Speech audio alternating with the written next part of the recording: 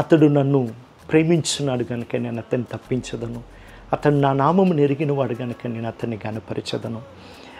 అతడు నాకు మొరుపెట్టుగా నేను అతనికి ఉత్తరం ఇచ్చదను. శ్రమల్లో నేను అతనికి తోడయ్యందున అతన్ని విడిపించి అతన్ని గొప్ప చేసేదను. దీర్ఘాయు చేత అతన్ని తృప్తిపరిచి నా రక్షణ అతనికి చూపించదను. 91వ కీర్తనలో ఈ మాటలు మనం చూస్తాం.